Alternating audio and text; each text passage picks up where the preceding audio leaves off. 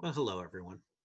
As we head into the home stretch, the readings for this module will be relatively light.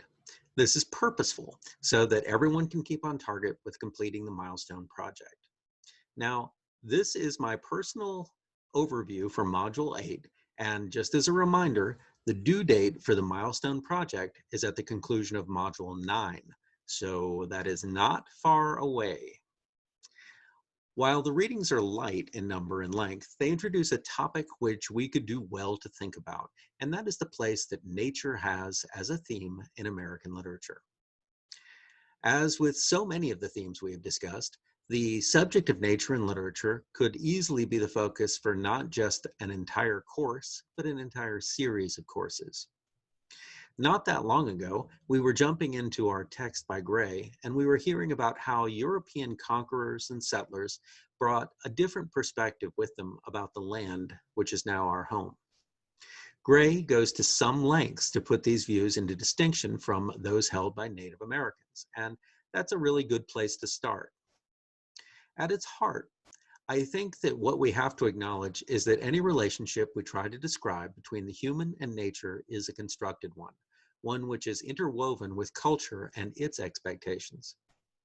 Enlightenment philosophy pondered a lot about the natural state, wondering what humanity was if you stripped away the veneer of civilization. However, in the end, the question is really kind of nonsensical. Once we define civilization as a hierarchy of cultures, we quickly come to the realization that there is no humanity without society, which is to say that there's no such thing as a natural state. It's impossible to understand the human independent from culture. They are totally linked, totally interdependent. So, if we sample any era of literature from the US, we can immediately discern its views about nature. Sometimes these correlate with larger movements, and sometimes they're rather unique. I'm just going to move forward with a couple of examples to show you what I'm talking about. So, think about Last of the Mohicans by James Fenimore Cooper. Our hero in that book is Natty Bumppo, and he is good, honest, and strong. He can shoot, hunt, and track, and his companions are Native Americans, and all of this ties the character to nature. To make the divide between Bumppo and civilization complete, he is also illiterate. This broadcasts the message that his capable persona is not dependent on formal education, but comes from lived experience in the wilderness.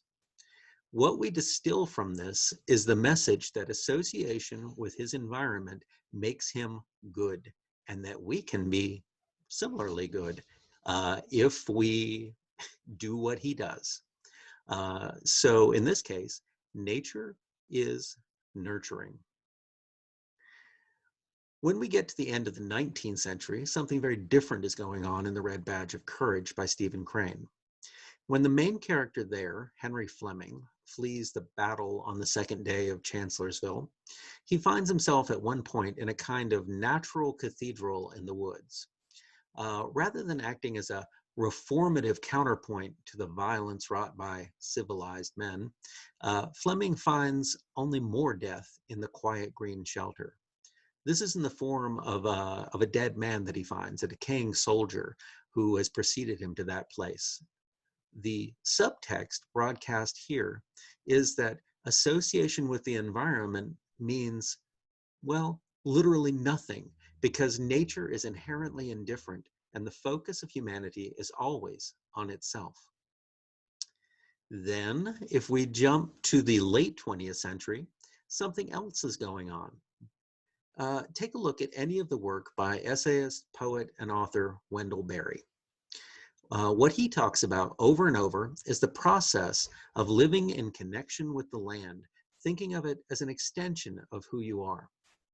This can actually be taken in a very politically conservative way, idealizing a time when we were less mobile and more likely to be part of the same community in the same part of the country from birth to death as the norm. However, Berry's agenda for this old-timey connection leads directly to recognizing the need for conservation and protection of the land in a very liberal way.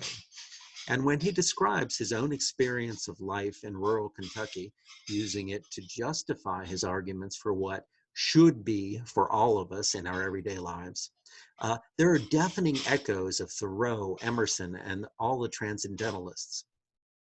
So we come back to a view that nature is us and we are nature.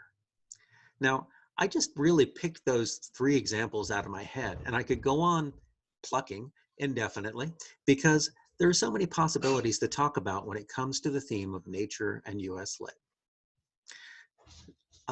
Your sole extra responsibility this week is to engage in a discussion on the theme of nature through some examples of nature poetry. So do your best on those and give it some thought. It really is a significant area to explore.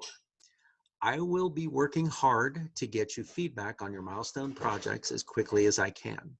If you wind up having specific questions on that, then just bounce them right back to me and I will take care of them. Otherwise, as you know by now, I'm hoping you know by now, if you have any problems, if you need to answer anything, get in touch with me and we'll take care of it. All right? Till next time. Adios.